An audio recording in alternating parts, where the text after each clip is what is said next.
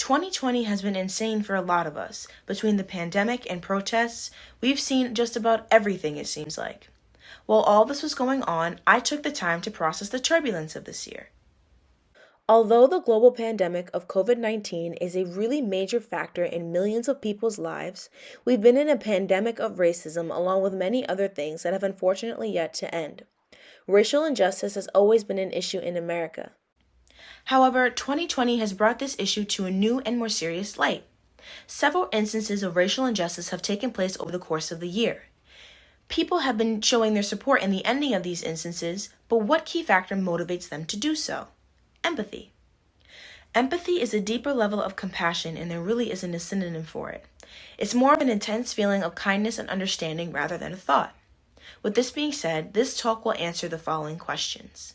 What does empathy mean? What is it? Why is it so important? And what are the benefits?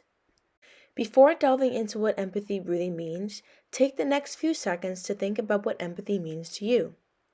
After coming up with an idea, let's look at a definition of the word empathy. Merriam-Webster defines empathy as the action of understanding, being aware of, being sensitive to, and vicariously experiencing the feelings, thoughts, and experience of another of either the past or present, without having the feelings, thoughts, and experience fully communicated in an objectively explicit manner. We now have the understanding that empathy deals with the vicarious feelings, thoughts, and experiences of other people. A skill as important as this one does not develop overnight. Empathy as a skill is something that is developed through awareness. This typically happens when we are about 5 or 6 years old. This is the stage in our lives where one becomes more aware of their own emotions and begins to relate to or recognize them in others. Without this development, it is almost impossible to establish meaningful relationships, let alone behave compassionately towards one another. There are 3 different types of empathy.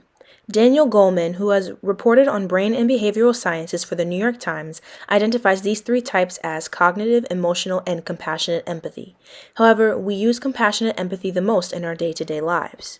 He describes this type of empathy as one where the individual not only understands a person's predicament and feel with them, but are spontaneously moved to help if needed. This is the most common form that you encounter or use yourself to help others on an almost daily basis. I've done this myself on numerous occasions. Earlier this year, one of my best friends, Emma, came out to me as non-binary. Every step of the way, she would call and text me letting me know how she was feeling and what she was going through while she was making this very important decision in her life.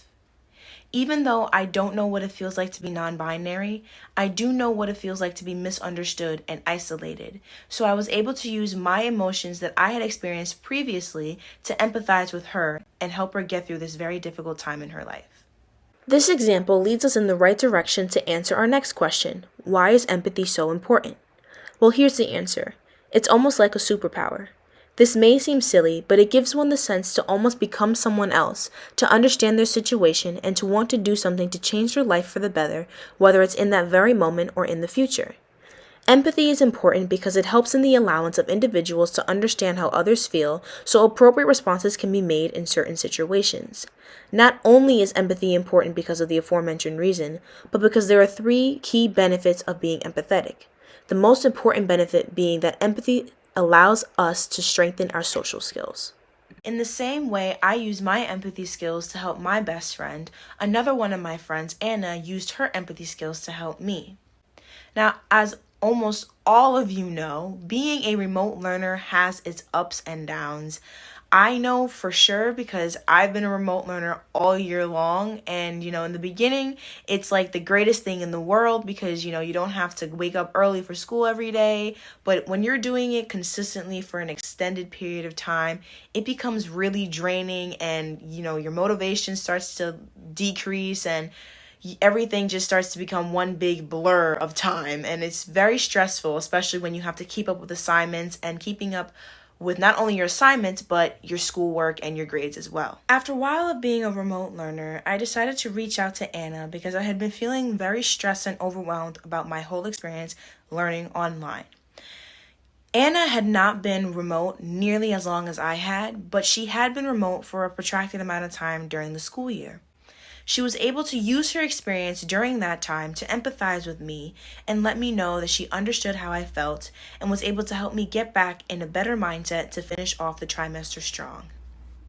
Empathy has the ability to reach a great number of people and inspire change in positive ways. It's just like former President Barack Obama once said, learning to stand in somebody else's shoes, to see through their eyes, that's how peace begins. And it's up to you to make it happen. Empathy is a quality of character that can change the world. Empathy is such an important part of life, and with it, your life and others can be changed for the better.